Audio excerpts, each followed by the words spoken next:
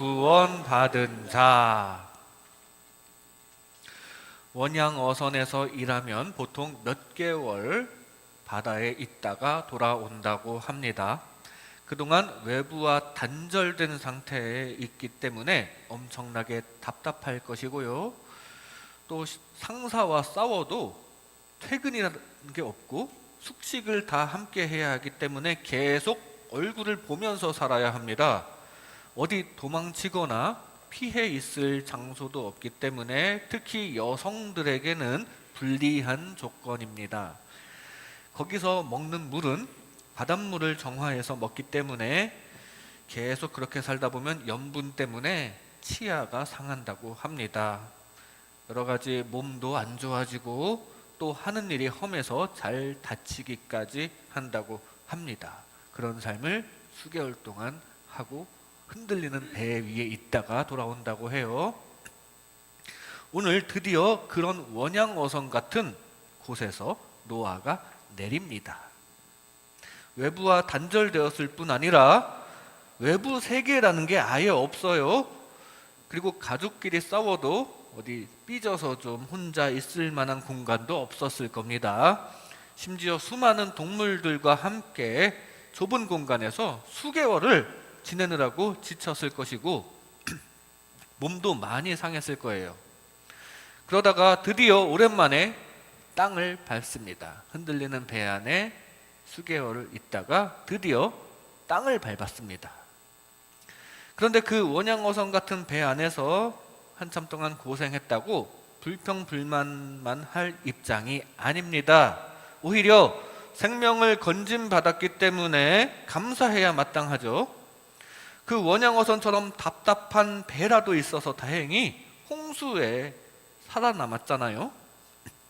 지난번에 노아가 얻은 구원도 예수님을 통한 신약의 구원과 매한가지로 믿음으로 의롭다함을 받아들이는 구원이라는 말씀을 나눴습니다. 창세기 6장 8절에 보면 노아는 은혜를 입어서 구원을 얻었다고 증거합니다. 정말 착하고 죄가 없어서가 아니라 그저 하나님의 은혜에 따르는 용서를 노아도 받은 것입니다. 착하게 살고 바리새인처럼 율법을 잘 지켜서가 아니라 그저 예수님의 십자가 용서를 은혜로 받아들일 때 구원을 얻는 것과 마찬가지예요. 예수님 이전의 시대에서부터 노아의 시대도 아담이 에덴에서 쫓겨났는데 하나님께서 양의 피를 대신 흘려 가죽옷을 입혀주셨을 때부터 이 구원의 대원리는 은혜를 통한 구원이 구원의 원리입니다. 그래서 구원받은 자는 당연히 감사 찬양해야 마땅합니다.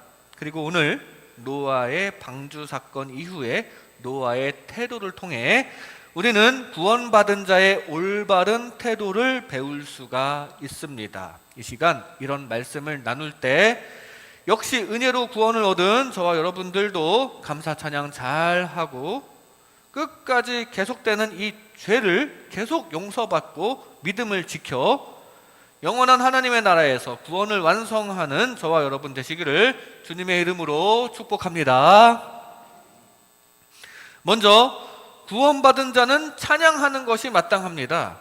구원받은 자는 찬양하는 것이 마땅합니다. 오늘 본문 20절 말씀에 노아가 여호와께 제단을 쌓고 모든 정결한 짐승과 모든 정결한 새 중에서 제물을 취하여 번제로 제단에 드렸더니, 노아는 지금 은혜로 구원을 받은 겁니다. 본인이 잘해서 구원받은 게 아니라 여호와께 은혜를 입어 감사하게도 생명을 건진 거예요.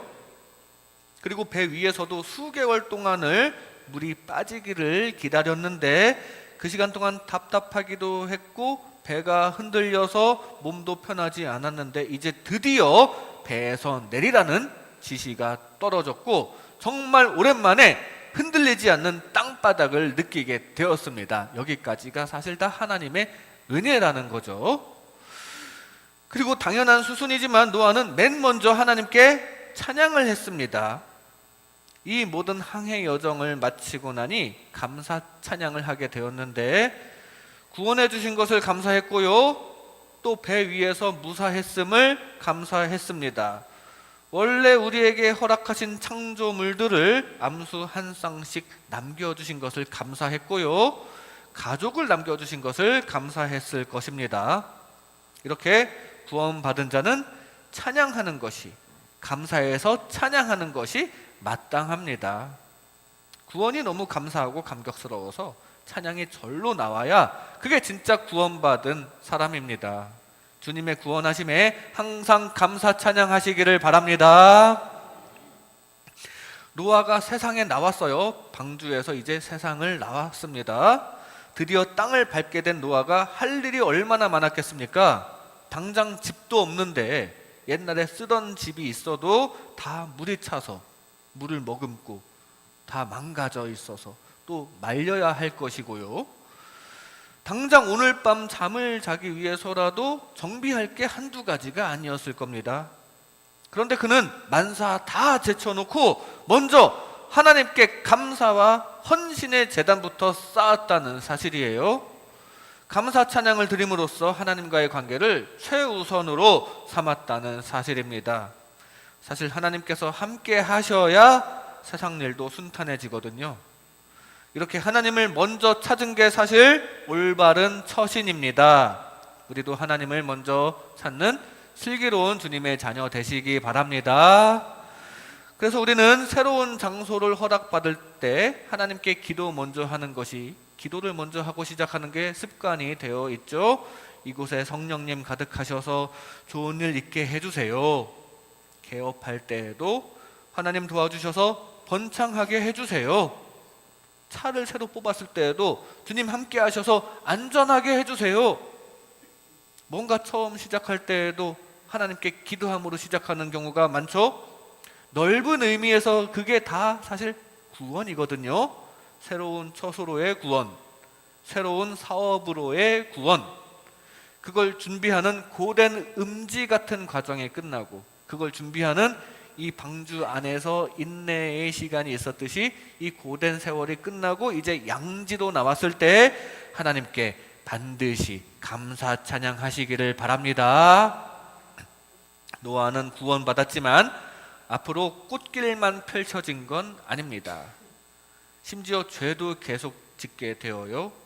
구원받았지만 앞으로도 하나님께서 함께 해주셔야 할 일이 많이 남아 있습니다. 아니, 평생 함께 해주셔야만 합니다. 그렇기 때문에 그 하나님과 계속 친하게 지내야 합니다. 늘 감사 찬양하면서 주님과 가까이 해야 마땅합니다. 그리고 그렇게 하나님과 관계를 이루는 것이 우리의 궁극적인 목표입니다. 하늘나라에서는 정말 감사 찬양이 끊임없이 이루어질 것이거든요. 하나님과 영원히 관계를 맺는 곳이 그 나라이거든요. 그게 우리의 창조된 목적이기도 하고요. 우리도 노아처럼 삶 가운데 늘 하나님과 가까이 하시기 바랍니다. 구원해 주신 하나님께 늘 감사하면서 오늘 하루도 허락해 주신 하나님을 늘 찬양하면서 앞으로도 주님과 관계를 계속 이루는 하나님의 자녀 되시기를 주님의 이름으로 축복합니다. 구원받은 자는 찬양하는 것이 마땅합니다. 다음으로 구원받은 자도 계속 용서받습니다. 구원받은 자도 계속 용서받습니다. 오늘 본문 21절 말씀에 여호와께서 그 향기를 받으시고 그 중심에 이르시되 내가 다시는 사람으로 말미암아 땅을 저주하지 아니하리니 이는 사람의 마음이 계획하는 바가 어려서부터 악함이라. 내가 전에 행한 것 같이 모든 생물을 다시 멸하지 아니하리니. 다시는 땅을 저주하지 않겠다라는 말씀은 땅을 저주한다고 여전히 땅에 있는 사람이 죄악이 없어지는 것은 아니라는 얘기입니다. 땅을 저주하면 그때 벌 받고 죽는 사람은 그냥 그대로 죽어 없어지고 노아처럼 운 좋게 은혜로 살아남은 사람도 그걸 보고 반성은 좀 하겠지만 그 죄의 성질이 사라지지는 않습니다. 그래서 노아도 이후에 포도주에 취하는 실수를 범했고, 그걸 본 아들 한 명은 막 아버지를 놀리고 멸시하는 죄를 범했는데, 홍수 심판이 있었지만 이 땅 위에서는 죄는 계속됩니다. 홍수 때 죽은 사람은 죽어서 의미가 없고, 산 사람도 그 심판이 의미 없을 정도로 계속 죄를 짓는다는 사실이에요. 그래서 똑같은 이 심판 계속 반복할 필요가 없다는 얘기입니다. 방법은 그냥 용서해 주시는 것밖에 없습니다. 심지어 용서를 받아도 계속 죄를 짓기 때문에 끝까지 지속적인 용서가 필요합니다. 그리고 그것은 역시 하나님의 은혜로 얻을 수밖에 없다는 사실이에요. 이렇게 구원받는 방법은 용서밖에는 없습니다. 그것도 용서받고 또 용서받고 계속 끝까지 용서받는 방법밖에는 없습니다. 왜냐하면 이 땅은 이미 잉크가 떨어진 물컵처럼 오염이 되었기 때문입니다. 하나님의 나라로 옮겨지기 전까지 우리 힘으로 이 오염된 물컵 같은 그런 세상에서 우리 힘으로 극복할 수 없는 이 죄의 문제에 대해서 자비롭게 끝까지 계속 용서해 주시는 주님의 은혜를 입으시기 바랍니다. 그렇다면 그럴 거 왜 홍수를 내리셨나요? 해봤자라면서 왜 홍수를 일으키셨을까요? 그것은 정말 하나님의 말씀대로 뜻밖의 심판이 임한다는 것을 보여주신 거예요. 뜻밖의 심판이 이루어진다는 것을. 당시에 그만한 홍수는 정말 뜻밖의 일이었거든요. 믿을 수가 없는 거였는데 정말 말씀대로 심판이 이루어진다는 것을 보여주신 것입니다. 지금도 하나님의 말씀은 뜻밖의 불심판을 예고하고 있죠. 우리는 정말 실감하기 어렵고 믿기 어렵지만 뜻밖의 심판이 예언되어 있습니다. 그런데 우리는, 아니 세상의 학문은 그것을 받아들이지 않고 있습니다. 그러나 우리가 반드시 기억해야 할 것은 홍수 심판도 당시 뜻밖의 사건이었다는 거예요. 그런 고차원의 뜻밖의 사건이 시작이 되면, 정작 시작이 되면 방주의 문을 아무리 두드려도 때는 늦는다는 걸 보여주신 겁니다. 그리고 또 중요한 이유는 그런 뜻밖의 사건에서 은혜로 구원하심을 보여주시기 위해서입니다. 노아에게는 그냥 은혜를 주셨거든요. 그냥 용서를 주셨고 구원 이후에도 계속 용서해 주시겠다고, 죄는 계속 짓겠지만 계속 용서해 주시겠다고 지금 결심하신 것입니다. 안 되겠다, 내가 계속 용서해 줘야지 별 수 있겠냐 하시면서 계속 용서해 주시겠다는 거예요. 이렇게까지 양보해 주신 하나님의 은혜를 받아들이는 게 예의입니다. 그렇게까지 용서해 주시려고 독생자 예수님을 십자가에 못 박히게 하신 하나님의 은혜를 받아들여야 마땅하다는 거예요. 하나님의 은혜를 감사히 받아들여 뜻밖의 심판을 피해 구원 얻으시기를 바랍니다. 우리가 예수님의 은혜를 받아들이고 지금까지 지은 죄를 철저하게 회개했으면 사실 이제는 다시는 죄를 짓지 말아야 마땅합니다. 음행 중에 잡혀온 여인들을 사람들이 막 정죄하였을 때에도 예수님께서는 나도 너를 정죄하지 아니하노니 가서 다시는 죄를 범하지 말라고 하셨습니다. 그런데 정말 다시는 죄를 범하지 않았을까요? 그 음행하다 잡혀온 여인이 그 이후에 죄를 범하지 않았을까요? 정말 굳게 다짐해서 다시는 그 음행이라는 그 특정한 죄를 짓지 않는 데는 노력해서 어떻게 성공했을 수는 있습니다. 그런데 이 세상의 죄가 그게 다가 아니거든요. 마음 단속을 조금만 잘못해도 바로 그게 죄가 되어버리는데 어떻게 살면서 죄를 안 짓습니까? 그런데 예수님께서는 다시는 음행을 하지 말라라고 하신 게 아니라 다시는 죄를 범하지 말라고 하셨어요. 다시는 특정한 죄인 음행을 하지 말라가 아니라 그냥 죄를 범하지 말라고 이 여인에게 경고하시고 떠나셨습니다. 그런데 다시는 죄를 범하지 않는 방법은 그 순간 죽는 방법밖에 없습니다. 죽지 않고 살아있으면 이 땅에 생존한다는 것은 매 순간 죄를 생산하는 것이기 때문입니다. 그러니까 예수님의 말씀, 즉 다시는 죄를 범하지 말라는 말씀은 매번 용서받으라 라는 말씀이 되는 것입니다. 계속 용서해 줄 테니 그 주님의 은혜를 늘 기억하라. 그리고 회개해라. 그래서 가능한 죄를 억제하며 성령님의 도우심을 입어 거룩해져라. 그럼에도 불구하고 죄를 아예 안 지을 수는 없겠지만 그래도 죄와 멀어지라. 그런 말씀입니다. 고린도후서 5장 17절에 보면 그런즉 누구든지 그리스도 안에 있으면 새로운 피조물이라. 이전 것은 지나갔으니 보라 새 것이 되었도다 라고 증거합니다. 계속 용서해 주시니 계속 새 것의 상태가 될 것입니다. 우리는 계속 죄를 짓습니다. 하지만 동시에 우리는 계속되는 용서를 받고 있는 거예요. 그 용서를 그냥 가만히 앉아서 건방지게 또 하나님 용서 잘 해주시네 하면서 누워서 보고만 있을 겁니까? 그건 좀 예의가 아니죠. 적극적으로 우리도 애통해야 하는 마음, 회개하는 심정으로 죄와 멀어지려는 노력을 해야 그게 도리입니다. 그게 용서의 은혜를 제대로 받아들이는 자세예요.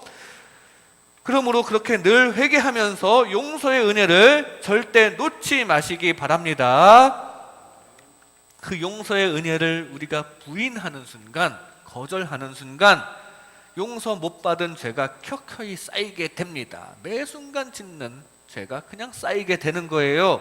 그거보다는 평생 용서해 주시는 하나님의 은혜를 간직하고 찬양하면서 살아가다가 영원한 하나님의 나라에서 더 이상 죄가 없는 구원의 완성에, 그 구원의 완성에 도달하시기를 주님의 이름으로 축복합니다.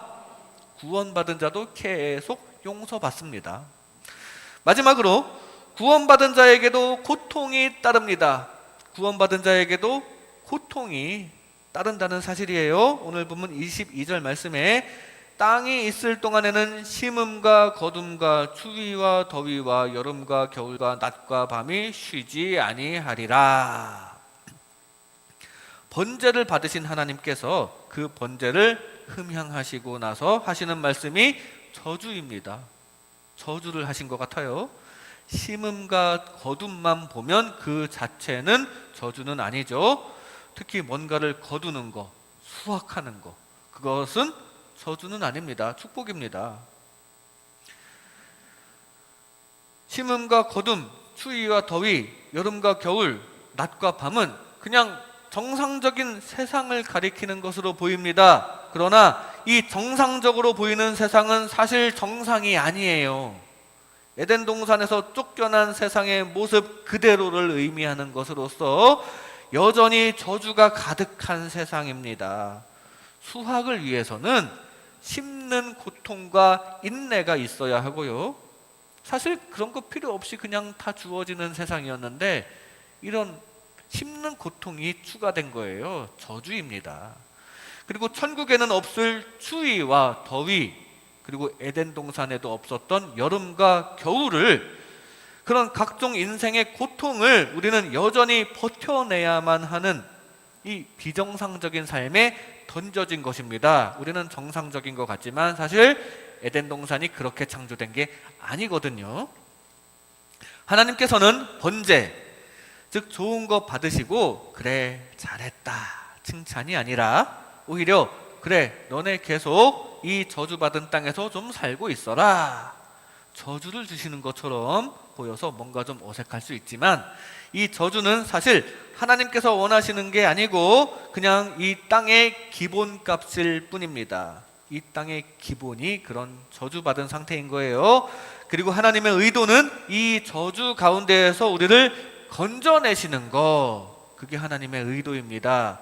고난을 통해서 하나님과 더 가까워질 때 더 큰 축복을 주시는 것이 바로 하나님께서 원하시는 것입니다.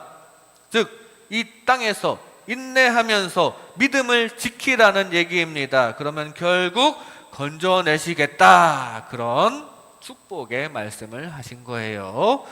이렇게 이 세상에서는 사실 구원받은 자에게도 고통이 따릅니다. 구원받은 자, 예수님 잘 믿는 자, 교회 잘 다니고 신앙생활 잘 하는 자도 고통이 따른다는 사실입니다. 하나님을 잘 믿고 섬겨도 이렇게 고난을 당하는데, 왜냐하면 아직 구원 과정에 있기 때문입니다. 아직 구원이 완성된 게 아니기 때문이에요. 완성되어서 하늘나라에 있으면은 고통이 없겠죠. 하지만 아직은 완성이 되지 않았기 때문에 누구에게나 고난이 있다는 사실입니다. 우리는 구원 과정에 있어요. 구원의 완성은 저 하나님의 나라에서 이루어집니다. 쉽게 말해 죽어서 완성되는 것입니다. 죽어야 고난이 끝나는 거예요. 그래서 그 완성 이전까지는 고통도 있고 죄도 계속 생성하게 되는 것입니다. 혹시 빨리 구원을 완성하고 싶으세요? 정말 저 천국의 소망이 깊으신 분은 빨리 죽고 싶으실 수도 있겠지만, 정말 하나님 앞에 너무 죄송스러워서 계속 이 땅에서 죄를 지으니까 그게 죄송스러워서 이 땅에서 죄를 더 안 짓고 싶으신 분도 빨리 하늘나라에서 구원을 완성시키고 싶으실 수도 있지만, 기본적으로 우리는 삶에 대한 본능이 있어서 사실 지금 당장 죽고 싶기는 어렵습니다. 아무리 자살하려고 마음먹은 사람도 실제 목숨이 끊어지려는 것에 대한 본능적인 저항을 하게 마련이에요. 그래서 부검을 하게 되면 자살흔과 타살흔은 명확하게 구분이 된다고 합니다. 사람은 타살하듯이 남이 자신을 죽이듯이 스스로를 해칠 수가 없기 때문입니다. 인간은 본능적으로 죽고 싶지가 않습니다. 그리고 하나님께서도 당장 우리를 죽게 만들고 싶지는 않으세요. 하나님께서 너 빨리 죽어서 하늘나라 와서 여기 함께 있자, 하나님 그렇게 급하신 분이 아닙니다. 다 하나님의 계획이 있고 때가 있고 또 우리에게 맡기신 사명이 있기 때문에 우리는 이 땅에서 빛과 소금의 역할을 잘 감당하다가 하나님께서 부르시면 그때 잘하였다 충성된 종아라는 칭찬을 들으면 됩니다.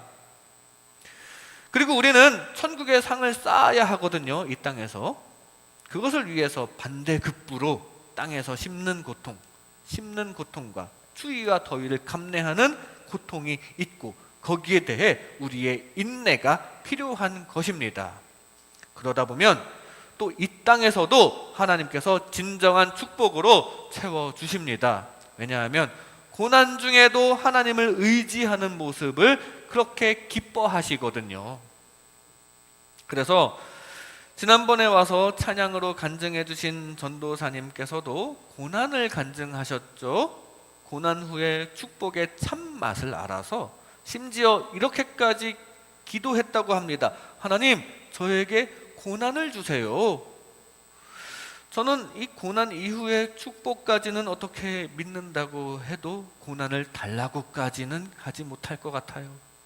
참 대단한 신앙이었다는 생각이 듭니다. 이게 다 고난을 주신 하나님께서는 반드시 여러분을 건져주시기 때문에 가능합니다.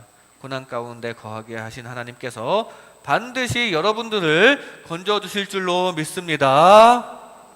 우리는 인내하면서 하나님의 건져주심을 얻고 또 천국의 상을 쌓아야 하는데, 그것은 우리가 평생 해야 할 일입니다.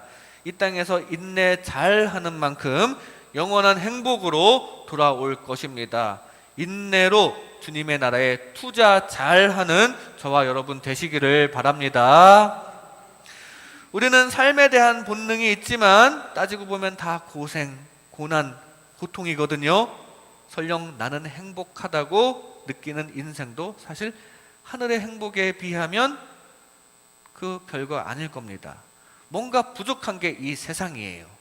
우리는 이렇게 의가 결핍되고 행복도 결핍된 이 세상에서 남은 여생을 살아가면서 반드시 우리는 인내라는 것을 해야 합니다. 고난에 대해서도 인내해야 하고요. 더 중요한 인내는 핍박이나 불신앙에 대해서도 인내해야 한다는 겁니다. 믿음을 지켜야 한다는 사실입니다. 성령님 모시고 끝까지 인내하다가 영원한 하나님의 나라에서 드디어 임하는 구원의 완성을 보시기 바랍니다. 그리고 눈에 보이지 않는 하나님의 나라를 인식하면서 상급을 쌓는 것도 인내입니다.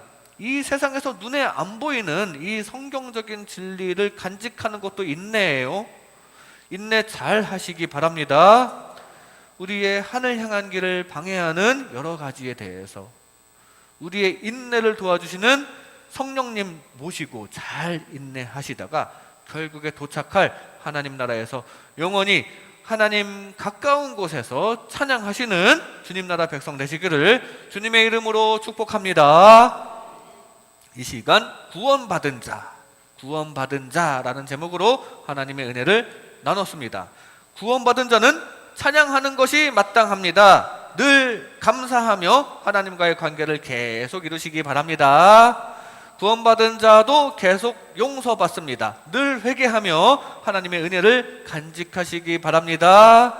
구원받은 자에게도 고통이 따릅니다. 늘 인내하며 하나님 나라의 상을 쌓는 주님 나라 백성 되시기를 주님의 이름으로 축복합니다. 기도하겠습니다.